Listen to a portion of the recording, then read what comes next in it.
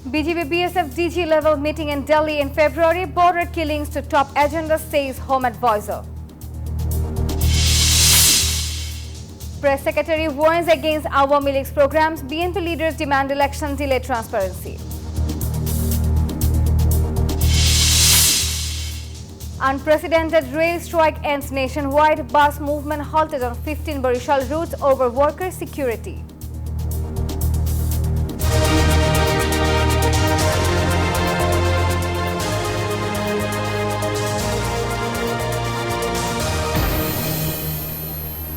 Hello and welcome to the News 24 English Bulletin. This is Nafisa and those were the headlines. Now the details. Viewers, BNP Acting Chairman Tariq Rahman speaks at the workshop on the 31-point state reform agenda. We are now going live to the event. দেখুন, এখানে উপস্থিত প্রত্যেকটা মানুষের সাথে বিগত 15 বছর বিভিন্ন রকম অত্যাচার নির্যাতন হয়েছে, অবর্ণনীয় অত্যাচার নির্যাতন হয়েছে অনেকের সাথে। কাজেই আপনারা একটি অবর্ণনীয় একটি অকল্পনীয় একটি অবস্থার ভেতর দিয়ে আপনারা আজ এখানে এসেছেন।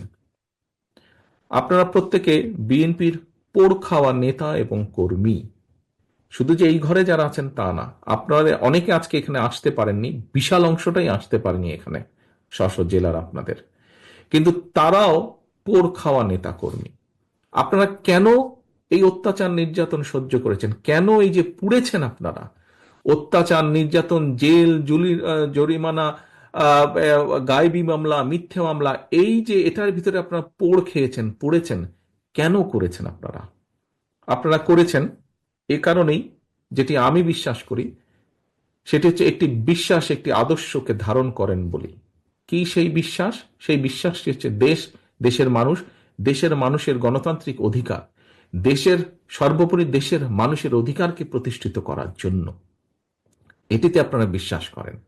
কাজেই নেতৃবৃন্দ, যেহেতু আমরা দেশের মানুষের রাজনৈতিক এবং অর্থনৈতিক অধিকার প্রতিষ্ঠার জন্য সংগ্রাম করেছি, যেহেতু আমরা দেশের মানুষের বাক স্বাধীনতা অধিকারের জন্য প্রতিষ্ঠা করার জন্য আমরা সংগ্রাম করেছি, কাজেই আজকে কিন্তু আমাদের দায়িত্ব অনেক বেশি। আপনারা নিজেরাই বললেন, আপনাদের মধ্যে থেকে একজন বলেছেন, আমি ওভারঅল কথা ধরে নিচ্ছি, এবং আপনারা যখন সকালে এসেছেন হয়তো আপনাদের অনেকেই, আপনাদের পরিবার হোক, আত্মীয় স্বজন, বন্ধু বান্ধব, পরিচিতজন অনেকেই বলেছেন এই সুযোগ পেলে তুমি এই কথাটি জিজ্ঞেস করবে বা এই বিষয়টি তুমি তুলে ধরবে। নিশ্চয়ই হয়েছে, অনেকের সাথে, সবার সাথে নয়, হয়েছে না ভাই? আপনাদের অনেকের সাথে বলেছে, কেউ না কেউ বলেছে যে ভাই তুমি সুযোগ পেলে এই কথাটি বলবে। তার মানে এই যে জনগণ আপনাদেরকে বলেছে, যারা বলেছে তারা তো পাবলিকেরই অংশ, জনগণের অংশ। কেন বলেছে? এ কারণেই বলেছে, জনগণ বিশ্বাস করে, জনগণের একটি বিশাল অংশ, বিপুল অংশ বিশ্বাস করে যে সামনের দিনে যদি ভালো কিছু হয়, ভালো কিছু করা সম্ভব হয়, সেটি বিএনপির নেতৃত্বেই হবে। আমরা স্বাধীনতা সংগ্রামের কথাও যদি বিবেচনা করি, সেই সময়কার যদি স্বাধীনতা যুদ্ধের ডাক দিয়েছেন, কেউ অসত্যকে অস্বীকার করতে পারবেন না। এবং শুধু যুদ্ধের ডাক দিয়ে উনি বসে থাকেননি, বরং মুক্তিযোদ্ধাদেরকে সংগঠিত করেছেন, অস্ত্র হাতে যুদ্ধ করেছেন।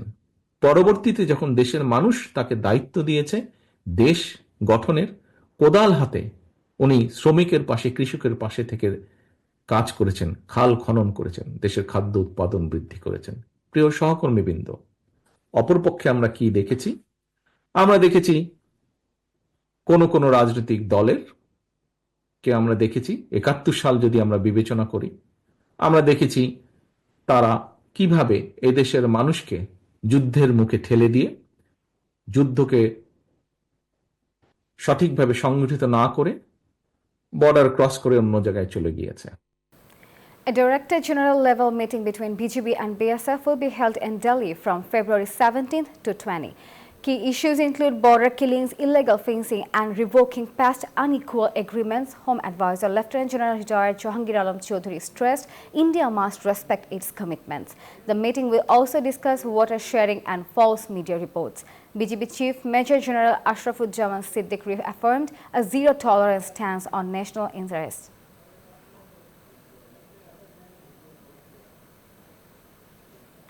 Chief Advisor's Press Secretary Shafiqul Alam stated that Awami League would not be allowed to hold any programs unless they apologize. He made this announcement at a press conference at the Foreign Service Academy in Dhaka. He also mentioned that the possible election date will be determined based on the Reform Commission's report in February.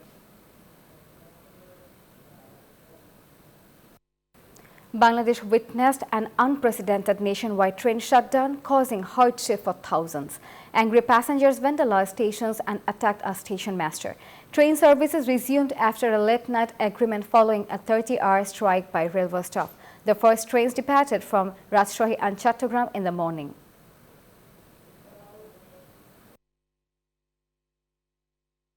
Transport workers launched a strike on 15 Barishal routes from Wednesday morning, causing severe passenger hardship. The protest follows a violent clash between BM College students and workers on Tuesday.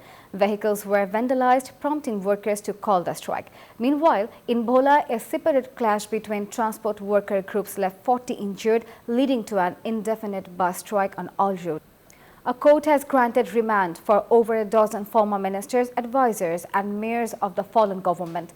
Ex-Mayor Atikul Islam received 4 days in a murder case, while ex-advisor Salman F. Rahman and ex-IGP Abdullah Al Mamun got 3 days each. Former Law Minister Anisul Haq was also remanded. Additionally, 10 others, including ex-MP Ghulam Kibriya Tipu, were shown arrested in new cases.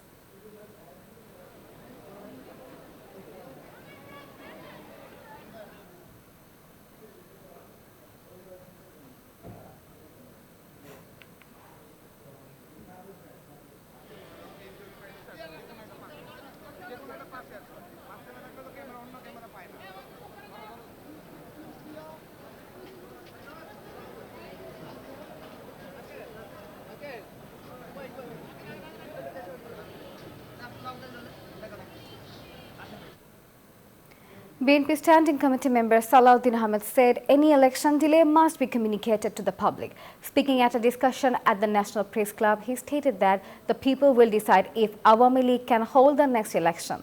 He also stressed the need for trials of those accused of genocide and urged more criticism to correct the interim government's mistakes.